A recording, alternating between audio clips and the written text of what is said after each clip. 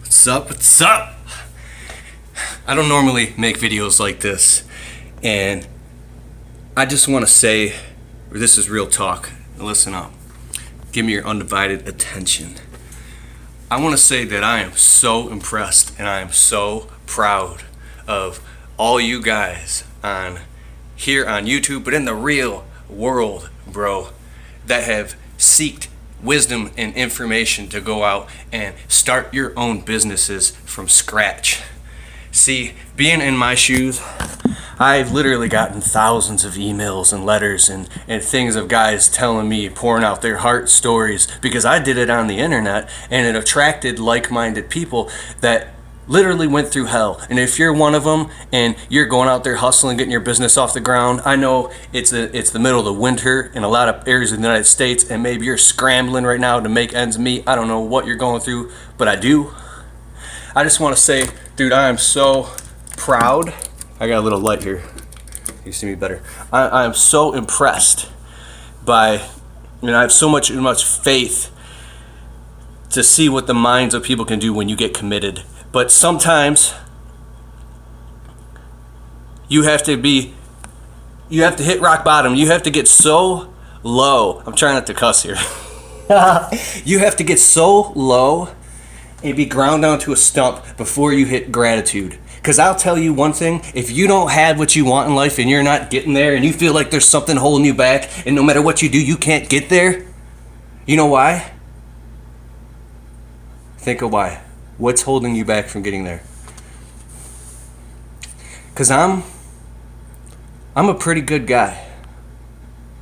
I'm a good guy. But I'm an ungrateful bastard. That's what the fuck I am. And I want to say something else. I'll get back to that. My wife in the video, sometimes people say little things about her. I make little jokes, and when I used to make all the vlogs, oh, she likes her little Michael Kors glasses and her stuff and her little like Victoria's Secret stuff, just as like just funny stuff. I'll tell you one thing.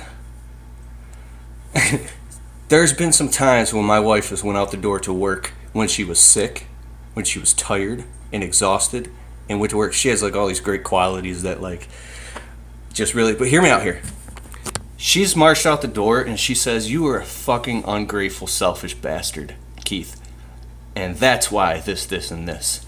And I just get anxiety and I'm like, "Oh, you fucking bitch. After all I fucking do and everything and how hard I work, she's fucking right, dude. She's totally right." And I just gotta insert one thing real quick. My wife was with me when I was broke. I had lost my place. I was flat broke. No license, no job, no car, no money. And I had gotten sued and was in debt. And we were sleeping. We didn't even have an apartment. I was literally driving her car around and secretly sneaking and sleeping in her bedroom at her mom's house because I was losing my place. And then we actually had to sell shit and dump out physical change and borrow $250 from my friend who overdosed from alcohol and died. And I paid him back to get into our first apartment where we slept on a blow-up mattress on the floor. And my wife stayed with me through all that bullshit. And she is amazing. She cooks and cleans and does all the laundry and everything she needs to do, and she's the most good-hearted, moral, high standard, very fucking high standard person that I know, and I have so much gratitude for that, and I have so much gratitude for her. I just want to give my wife a definite shout out. This is the secret that really I believe that makes you a better man. Behind every man is a good man is a good woman. The ability to have someone in your life that loves you enough to call you out on your bullshit, but love you through it and stay up through it. Somebody said in the last video, "Did you get in a fight with the old lady?" No, my marriage is better than it's ever been, and I'm so grateful and happy because some people's marriages are falling apart, and it's bringing my eyes to light of all the things of the times in the beginning where I was just such a piece of shit when it came to being gung-ho and business is everything, and I can't spend time with my wife, and I can't rub her feet because I'm too busy trying to make money to pay for all this shit, and I'm gonna just say it, I can't put God first. What do you mean you gotta put God first, and then your family, and then your business, and then you? You're gonna starve to death that way. I was so fucking wrong.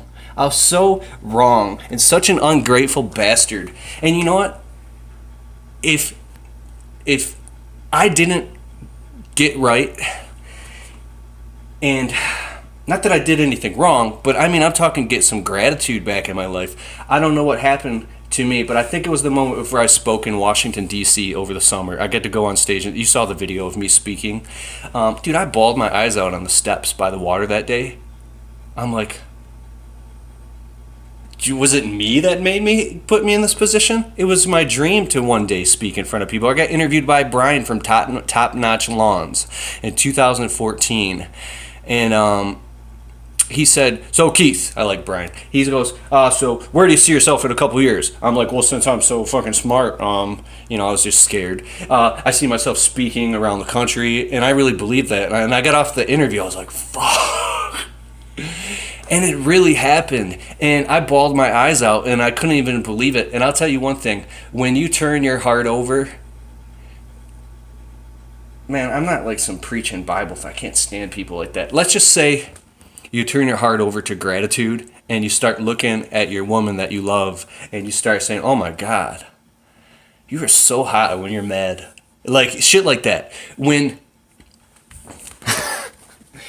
All I'm saying is you will not fucking become successful until you get real gratitude, because gratitude is the wings that will take you where you need to go. And nobody's going to do shit for you, and nobody's going to fucking hand you anything. The ship has sailed. There's no ship coming to save you, okay? There's no ship coming to save you. But if you can get one powerful conversation with an entrepreneur you look up to, or somebody is willing to talk to you on the phone or have a coffee with you, or maybe you find that one video on YouTube that you're like, you know what, dude? That's real. Hold on to that and use that power and that information, because they're not, somebody giving you something or helping you or giving you a hand up or giving you fucking money or investing in you isn't really going to do shit if you don't have the consciousness,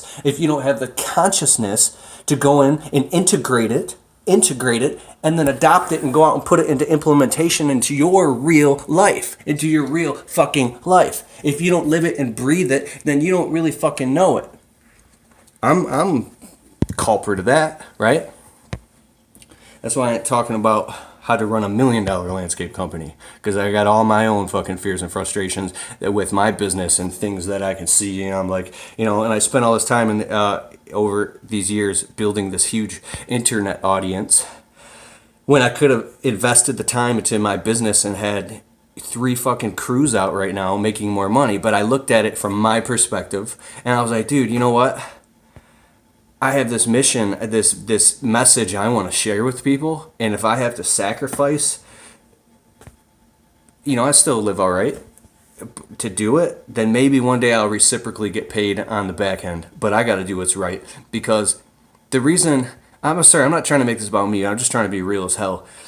The reason that my channel got popular, and it's only 30,000 subs, anybody who watches my channel knows that it's leveled off. In our industry, you could sell out and go into full-blown entertainment and do funny stuff like Angry Grandpa or, you know why Geek to Freak is a legend in the lawn care community? And you're thinking, well, he sold a personal friend of mine. That dude is the shit. I'll tell you something right now. He's a visionary. I hope he doesn't watch this video and get pissed off. You know why he is a legend in the lawn care and landscape community? Because he had the fucking balls to go on camera and speak the truth and vulnerably talk about things that gave people wings. I watched his video, man. Some of his videos made me cry. That is a real motherfucker, dude. And that's why he's a legend, and people still talk Geek to Freak, because he's a fucking legend, bro. Like he literally, and I think aside, if you go back to 2006, you had like Lawn Gopher and guys like that, and then Lawn Care Millionaire is amazing, dude. I know all about, like, I see all you lawn care YouTube channels, and I see you guys hustling and grinding, and I have much respect for what you're doing, dude. I know about, like, I don't even want to start saying names because I don't want to leave anybody out, but I know you, and then I see your shit.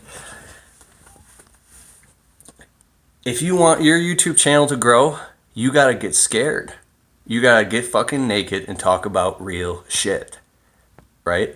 No, like, look at my fucking mower and how I could do this. Either you go all entertainment and you go like Top Notch's channel. It's awesome. It's entertaining. He's talking about real shit, but he's really going for it. He turned his shit into a reality show.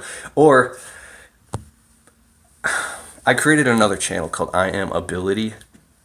It's because I didn't want to talk about this shit on this channel. And I've been really torn between it because I have things that pull on my heartstrings that I want to talk about. So that's what I'm talking about right here on this channel. I just want to say, if you're stuck and you're trapped and you want to be a little bit more successful, it's not going to be handed to you until you get to the point where you're a grown man breaking down crying and you're running around hugging and kissing your dog, saying, "Oh my God, it's the best dog out there." You pick your kids up, "I love you." What I mean, like, I don't have any kids yet, but until you're like start scrubbing and cleaning your whole house and cleaning out your trucks, and you have so much gratitude that you're literally like jumping up and down in the shower saying, "Thank you so much, God, for my health, for my happiness, for my fingers and my toes," because there's somebody watching YouTube right now that's in a fucking wheelchair. There's somebody with a mental disability. There's somebody who cannot even get out of bed because they're sick. There's somebody who's dying. And if you got fingers and arms and hands and toes and a conscious sound mind, motherfucker, you have already won. You have already won. So, you know, I bitch and I cry and I complain in my mind. I think we all do it a bit. But I think in 2017, it's about a little bit less bitching and crying and a little bit more buckling down and doing the nitty gritty shit that it takes to get to the next step. Cool. Enough said. I'm going to get back to work. And I really care about you. I'm proud of you guys. You watching right now. If you're still watching, give me a thumbs up and let me know in the comments below. Real shit, real talk. Later.